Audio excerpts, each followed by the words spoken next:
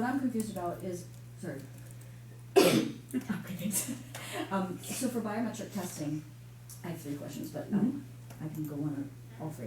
Biometric testing, you get up to 100 points because it's required that you do it. And then if you have optimal results, various ones, you get 20 extra for this, 20 extra for this, I guess down here bonus. So the next year, you meet these standards, and all of a sudden you have diabetes, and now your biometrics is off. I mean, because that can happen anyways. But regardless, if you're perfectly healthy, because you passed, you don't have to take it again. So the following year, you don't get your 100 points because you don't take the test again, right? No, you would still get the 100 points. Yes, Oh, you would still, there is part, there, you would take the online health risk assessment. But So you just still get that. the, Right. And, I mean, you get all these points. I will say that this is pretty, like. Just the biometric points. Okay. But if you still wanted to do it again to try to get the It's the like optimal 20, points, you could 30 certainly points. take it again if you want. But Okay. I think some employees are nervous of doing a biometric screening for a variety of different reasons, which I don't plan on getting into tonight, but because I know we're already 10 minutes behind. But that would be, to them, I think there is an incentive that if you meet all those optimal levels, that you would only do it every other year. I don't know how many employees will reach optimal levels, but those, based on what I learned from R&R, those are typical health industry guidelines. Well, I would like to hear more information when we get to board, just on biometrics. Why is it not just required? Because usually, like, I'm used to like NML or City Milwaukee, where it's county, where it's required, and then if you, and then you get points. But It is required. We are requiring it now. I know, but not every year. If you're healthy one year, you might. Well, you still have It's to. required to get the break on the health, right? correct. If you Correct. wanna pay the higher percentage Correct. amount, you don't have to do it. Correct. Right. Yes. Right, which means it's not really required. But okay, to participate in the wellness program. I mean, and that's like industry standard, like, is, I mean, and I, Oh, okay. like, from, That's what I want to hear. yeah, like, that's typically how it, if you choose not to do it, you're paying the difference, whether that's $1,000 or, $700, whatever that may be. So, I mean, from R&R, like, I'm insured through a large corporation, that's sort of how they operate. So what you need to know tonight, I want you to know this is what's being proposed. We're taking feedback over the next month. So if any board members wanted to talk more at length with this, I would be happy to go through it with them. We're also meeting with all departments to get feedback from different departments and learn employee thoughts, which I'm learning quite quickly, some of the thoughts regarding the scorecard. And then we're gonna set up another benefits committee later this month to go through the feedback that we heard and discuss as a group. Does this So- include retirees? I have 2 more questions. I didn't know if I was able to ask them. Are any retirees on No. our health plan? Yes, they're on the health plan, they're not required, But can they participate? they can participate, but it won't impact their contribution levels. But if they, why? Because those are the ones that, if you look at, just to chime in, and I don't mean to belabor it, but if you look at who actually brings your plan, and not brings it down, but that causes more costs, it's usually the older people who retire, because that's when you get the sick, you get sick more often. So anyways, just think about that. And then the last one was, what about union workers, like our safety, No, fire, and they don't participate either. So how do we get those? They have to two be in their populations? contract, and that was not approved in the last union contract, which is through 2020. Through 2020? Yeah. So we could work. I don't remember that. We've always put that on the table as a potential item, but they've never wanted to negotiate that. Okay, well then the retirees are big for me, and I'm just wondering how many, maybe it's not even a big number, maybe we only have 10 people on our plan, but we're not even allowed to. We're around 15 or so. Just philosophically, the reason why we haven't done retirees is when they retire, the HR manual states how we handle their benefits, and I think a lot of municipalities try to avoid retirees because when they retire, they made that retiree decision based on what the HR manual states. That's a reason why a lot of times we grandfather people, because we don't want to change that commitment based on their retirement, because that you know, if they were required on wellness, that might have led to them making a whole different decision on retirement. Can you just see if any other municipality does include the retirees on the ones? I know there's municipalities that require retirees. So if someone retires But, There's a this, reason. but it's grandfathered, that's the difference. Right. Well, okay, but for perpet, do we have any retirees that will be on our plan?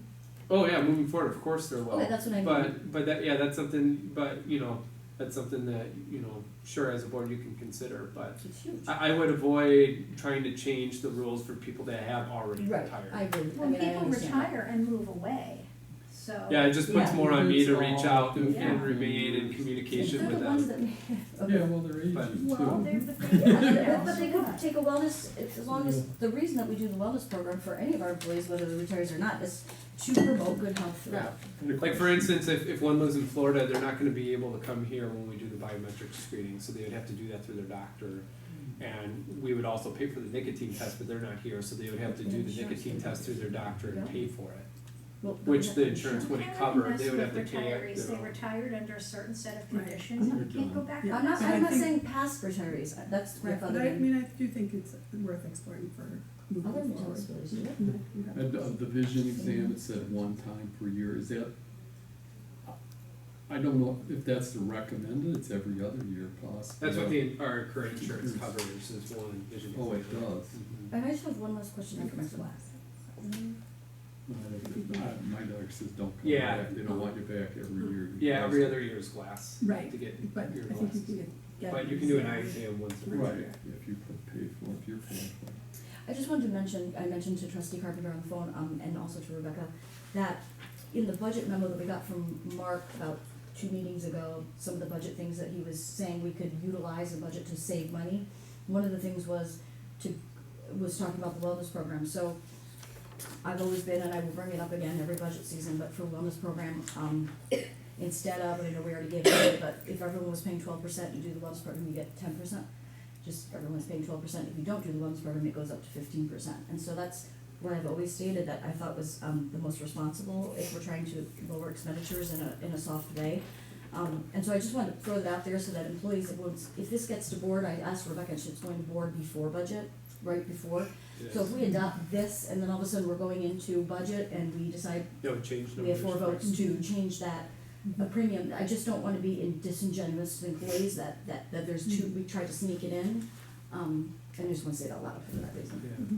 Yeah. I had a question, is there any accommodation for a person with a disability? or Yes. anything? In the policy that's attached, there's a line that states that someone can't complete any of the activities because of a disability, that they can contact me and we would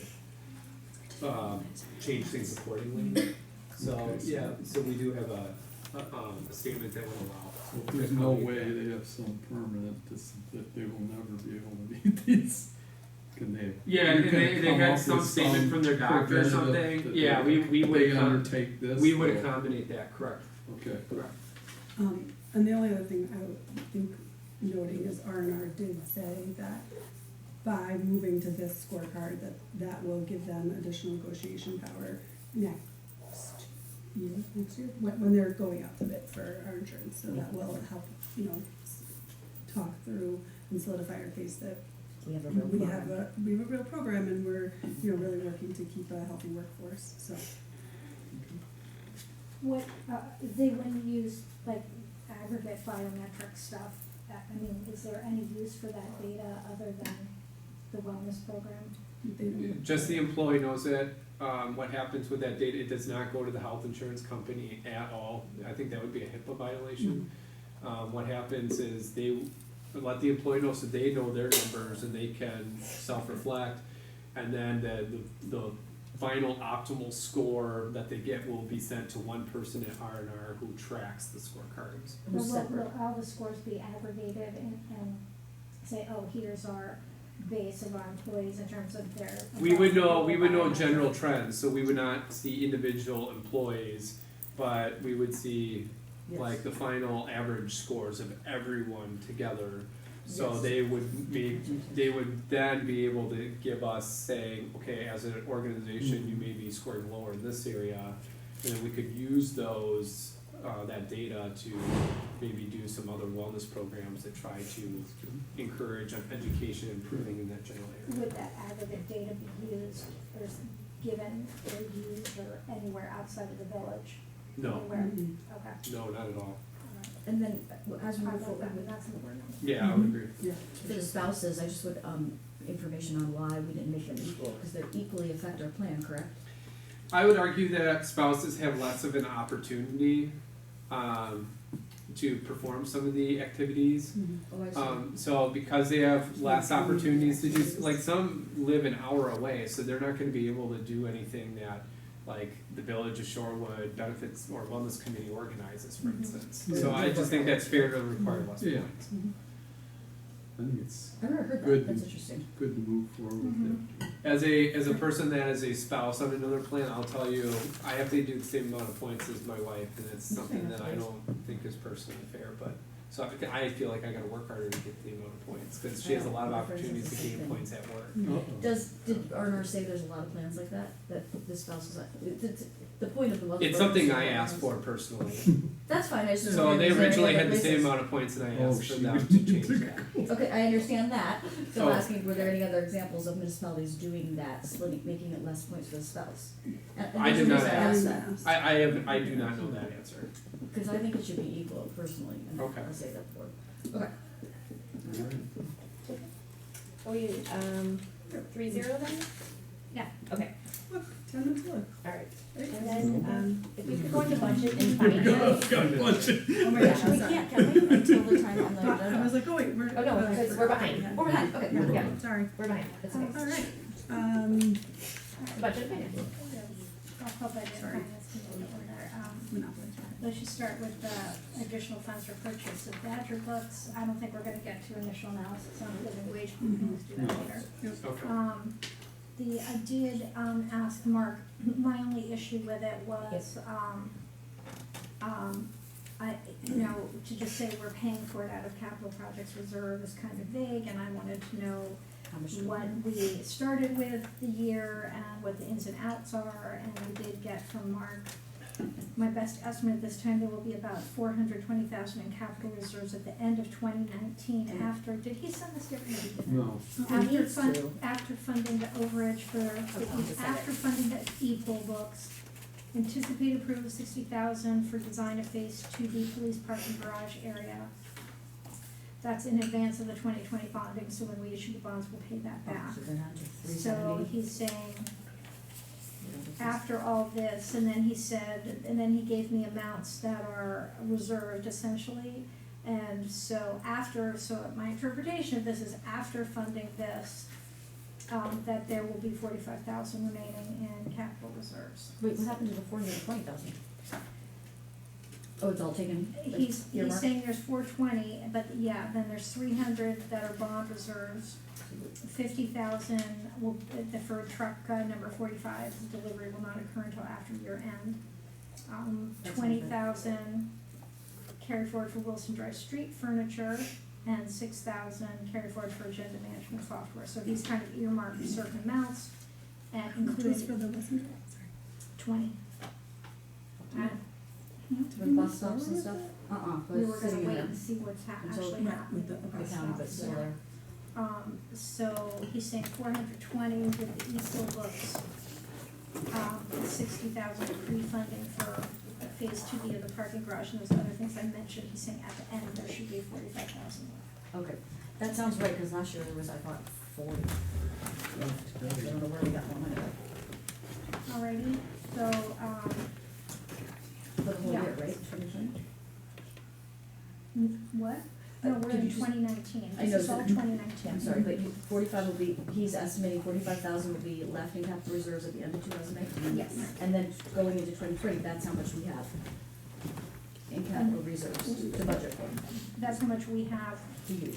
carried forward, and then we'll probably budget, we'll probably have some levy, additional levy going in We there. put more, did we do that this year? That was in his memo of, he wanted like 700,000 in capital reserve. Oh, okay. That was part of the 2020 memo. So anyway, I just wanted to let everybody know that, and So the e-poll books, I know I've asked you this before, but basically instead of those big books, when you come in, it'll be, what do you sign like an iPad or how? Yep, it'll be like an iPad kind of on a stand, and it'll be used for registration as well, so it'll take away paper registration and the paper books. We do have to print one book per location for a contingency plan in case like the lights go out or, you know, you have to move your polling location due to fire or something. So you'll come in, there won't be A through G and you just go to a book. Okay. And you'll get you sign in, you'll sign with your finger, you'll get your ballot right there and you'll go to your booth and vote. And so is there a worker there asking you your name and finding Correct. it for you? Yep, and then they'll be able to search, there's also a way to scan the driver's license, so. And then it comes right up. Mhm.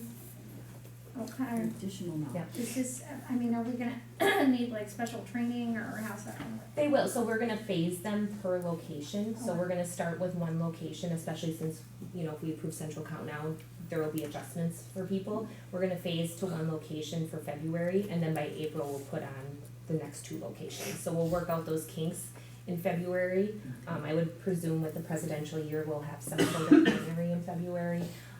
And if we don't, then one location in April, the next two in August. Can I request that it just be passed along to Mark that, like trustee Menta had said, in the fiscal note, as we're going through learning about fiscal notes, he says the additional funding needed to complete this transaction was applied, but nowhere in the fiscal note does it calculate that additional amount. Okay. It's just in the memos, you gotta flip back. Can you please say, this is how much would be coming from capital reserves, which we estimate, you know, and then trustee Menta already did my second part, which we estimate to be at 45,000 at the end of, you know what I mean, like, so you have both numbers in front of you, rather than trying to find it. It just makes it, the fiscal note should stand on its own. Okay. So with the electronic poll books Yep. and the centralized count for absentees, Yep. in theory, Yep. it would be a much faster process? It would be. Okay, It would, so, and I can give you the number of reduction poll workers with this. We would be able to